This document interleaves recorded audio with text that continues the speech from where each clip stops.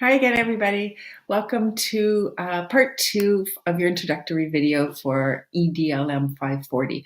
So I'm just going to talk a little bit about your assignments and the readings, and I'll start by talking about the expectations around your course contribution. So course contribution is essentially our participation in the learning community, and the quality of that participation and the quantity of that participation as well matters.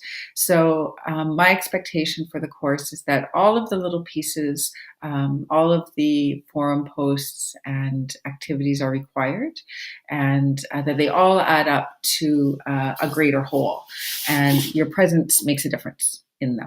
Okay, both the quality and the quantity. So you don't need to post, 5 times a day, lengthy, 1,000-word posts, but you do need to check in on a regular basis and respond. When people post response to you, respond back, and make sure that your team members know how to get a hold of you, etc. Okay. If you need to be away from the forums for more than a few days, then please communicate with me, communicate with your team, let us know what's going on so that we don't worry and that we know how to move forward. Okay. There's 5 assignments in this course. The first assignment is your journal entries. There's 3 journal entries in total. They're maximum 500 words each. And the first one is due at the end of Unit 1. The second one is due at the end of Unit 2. And the third one is due at the end of Unit 5. Pretty sure it's Unit 5, yes. And the journals are just basically a chance for you to engage in more depth with the readings. And I pose some questions for you to consider that connect to the readings and the theme of that unit. They're fairly straightforward. There shouldn't be anything too unusual about them for you. So the one thing to note is that each of the journals is assessed in a different way. So the first journal, I assess it. There is a rubric, so go take a look at that. The second journal, it's not so much of an assessment, it's more of a peer response. So you're going to be collaboratively reflecting on the question and then responding to each other. The third journal is a self-assessment, but I also look over your self-assessment and read your journal and make sure that we're similar in our assessment. And if not, then it's no big deal. I just chat with you and we talk about the criteria a little bit and our understandings of that. So the journals are worth 20% in total. The first one is worth 10% and the third one is worth 10%. The second journal is part of your course contribution mark because it is more of this collaborative response piece. Okay. And in terms of response, who you're going to be pairing up with, I'm going to ask you to just pair up with somebody in your group. I'm aware you're in groups of 5, so you're going to have to work out in a threesome how to respond to each other so you each get at least one response to your journal. Okay, and I trust you'll be able to do that. And I'll send you a little email in Unit 2 just reminding you about that. Okay, so your second assignment is a team assignment, and it's a review and analysis of an article, and each team will be responsible for signing up for a different article. That will happen at the end of November. Don't worry about it. There's a little wiki. It will come online, and each team, there's only 7 articles, so you might be the team that gets the last article. That's just the way the cookie crumbles occasionally.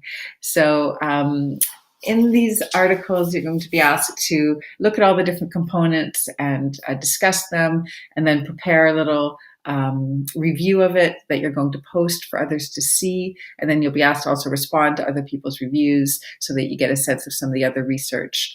All of the research focuses on different population groups within your school community and the needs that they have. Okay, and that's part of Unit 3.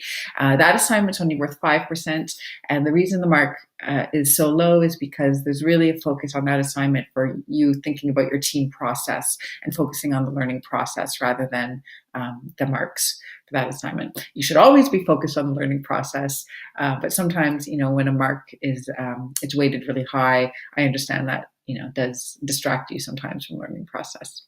So That's due in Unit 3, and that's your article analysis, your second assignment.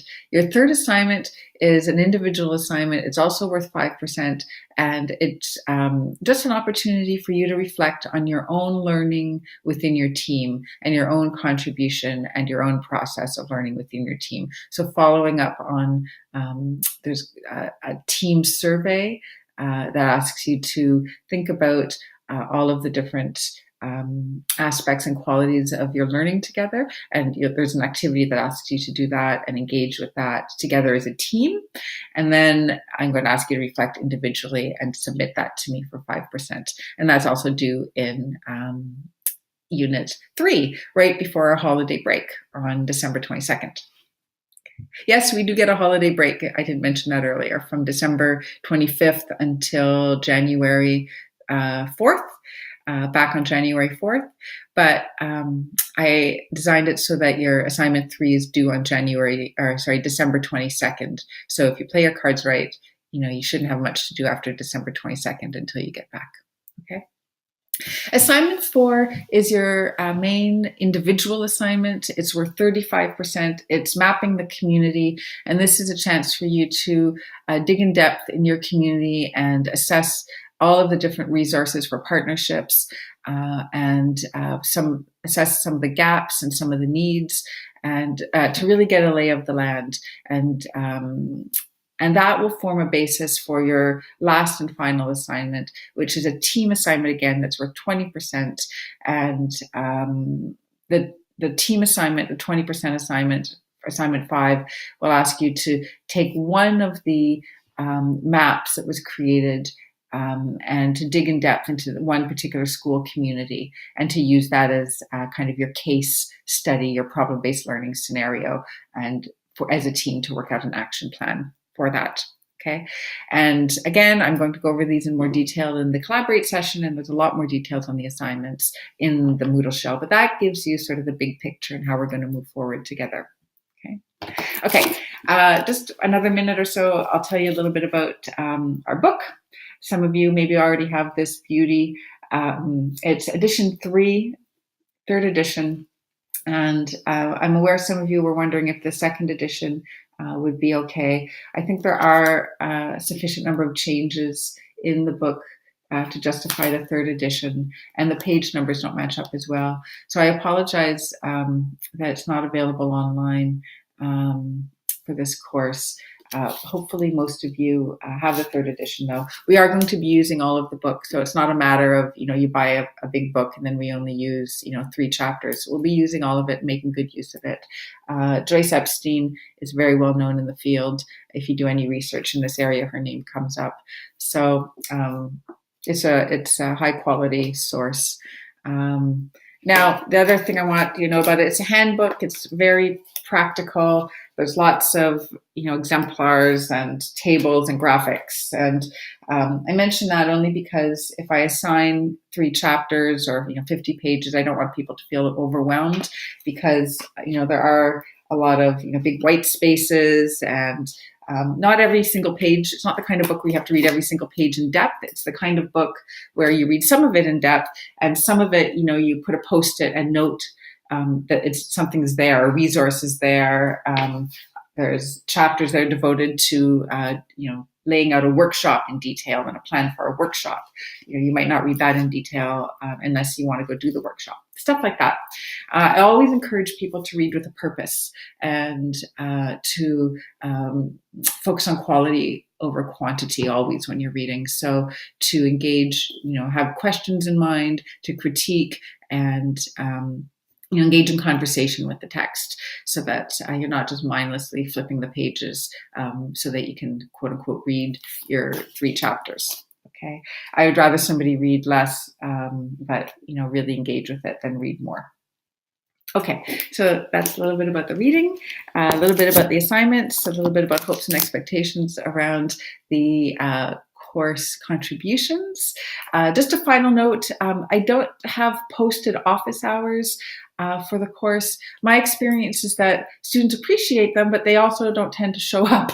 They're like, oh, it's great, the office hours are there, but they don't actually, it doesn't coincide often with a lot of people's schedules. So what I tend to do, and it's worked so far, is just email me anytime, and I'll give you my cell phone number, and we can talk even almost right then.